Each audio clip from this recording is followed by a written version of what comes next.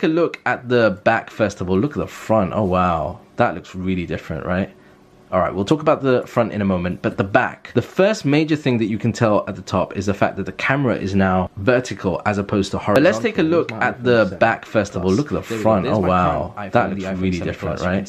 Alright, we'll talk about the front in a moment, but the back. The first major thing that you can tell at the top is the fact that the camera is now vertical as opposed to horizontal. Where's my iPhone 7 Plus? There we go. There's my current iPhone, the iPhone 7 Plus. You can see that the camera arrangement is different. And also, on the current iteration of the iPhone, you have the LED flash here, whereas on the new one, it's kind of embedded within this camera unit. So that's one major difference. The second thing is the actual kind of look and material of this.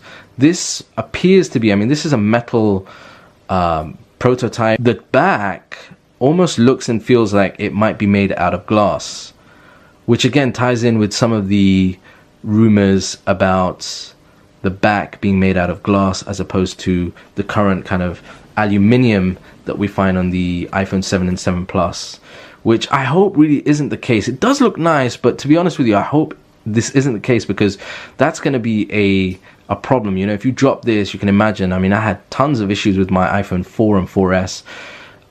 If you end up dropping this, then this is going to shatter very, very easily. So we'll have to wait and see if that's the case. It does look nice. It does look nice indeed. Now, another thing to notice, which I've just noticed now, is the edge on this particular model is actually some kind of metal or chrome look, which I don't know. It looks a bit tacky, if I'm being honest. It does look a bit kind of cheap and tacky. Yeah, I hope that's not the case.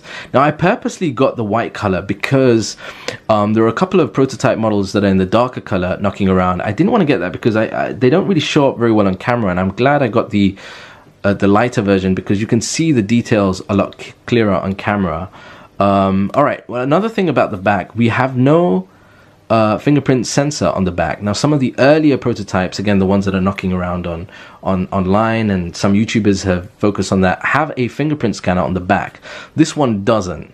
So we're gonna have to see how Apple are gonna deal with the fingerprint scanner situation. On the side, we've got the volume rocker, we've got the vibrate switch button here, which obviously, because this is not a working unit, doesn't do anything. On the other side over here, we've got a power button. Now that power button actually looks longer than the current iPhone version. Let me just show you the current iPhone 7 and 7 Plus. That's the power button there. That is definitely a longer version, which is actually easier to kind of hit. Nothing on the top.